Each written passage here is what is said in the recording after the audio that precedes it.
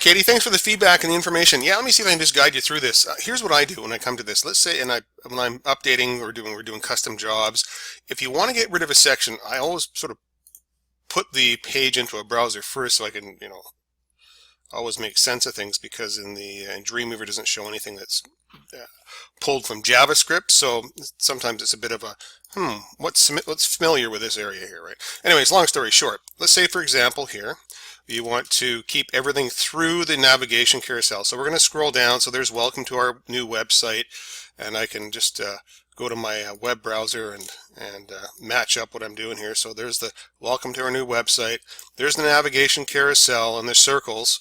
And let's say we want to keep everything up to this but get rid of everything below it. Right, so I go to Dreamweaver, there's my section there. This one's fairly easy to pick out, navigation carousel. Now all I do is we go below. Let's say I don't want this section down below here. I just put my cursor in here somewhere. And right down here, this is the quick tag selector bar. It's whenever you put your cursor in a section, the very left-hand thing would usually say instance begin editable name blah. And right beside that to the right is the section or the section class, right? And all you have to do is literally just click that section where it says section right there, hit delete on the keyboard, that whole thing is yanked out. Okay, now what we could do then is go to the next one right here, same thing, section right here. We can flip over to the code. You see how I click a word, click on section, I can flip quickly into the code view, and you see how it's like sort of commented, welcome section, then the features section. See how it's got all the code selected there? Yeah, so you just click that, press delete, right? Click somewhere in here. Even if you get the circle with a line through it, you see it's going to show up as the lib item, but you still get the section over here, right? Click on that, delete, quotes, put your cursor, section, delete, image navigation, section, delete, contact us. Right. If you ever get stuck, we can always whip one of these things up for you and just send it over. So there's navigation, there's the footer. I'm going to save the page, preview it in my browser. There's the first section, and you can easily get rid of that if you don't want it. There's a navigation carousel right into the footer, and it's done. Okay. Now, you wanted to know about the colors. There's a few different style sheets we use for that, but I'll show you where it is. If you go to the site, the styles, there's the styles.css. Now the blue, I thought it might be this stripe here that you're referring to, which is actually just a piece of graphic. I'm just going to pull this up in my Firefox's Firebug right here, and yeah, it is. See it's the graphics. It's the divider1.png. If you need another color, I'll just actually go on the site and show you where that particular piece is, because it's one of the very few graphics I actually used in the template. But because of the angle, oh, where did I go?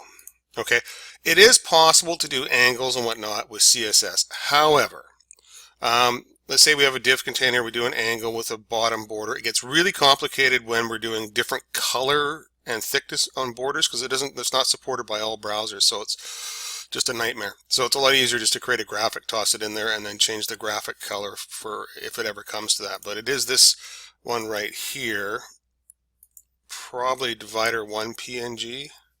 Is that what it says in my Firebug? Divider1.png, yeah. So just so you know, this is the image right here. If you want a different color, let me know. Other than that, yeah, there it is right there, as I got it showing up here in my right there. So that's scaled down to 50%. If you want a different color, let me know. We'll just tweak the colors there for you and send you a new one.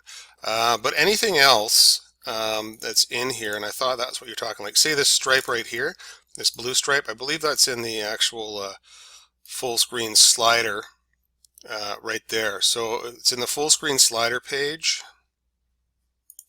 which is the library, sliders, full screen slider, CSS, oh no, sorry, wrong folder. Styles, sliders, full screen slider.css.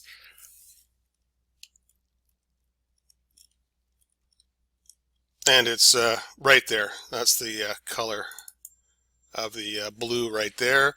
And that's the color of the secondary blue right there. So sometimes, and what a lot of people will do is find the original color, which is the 2492, right? just sort of do a copy, then an edit, find, and replace, right? If you select entire site, search for this number and put in 1, 2, 3, 4, for example, this would be a red color, right? And so you're going to do a site code, replace all. You can go through the entire site and it'll find wherever that particular number is. You see what it's doing right there? And it's changing it to FF000, which is red, right? So you don't have to go manually through every single style sheet in the site and look for that, right? And then I just do a file, save all, because it's opened them all up. And if I go back to my thing, it should be red when I hit refresh. There we go, just like that. Now, anywhere that blue is being used, it's now changed to the red color, right? So, because most people, when they go change a color, it's you know, changing from one color across the entire site. So that does it for you, and you can now change the entire color of your site with just a couple of clicks. Now, the only thing that holds back, obviously, is this right here. So.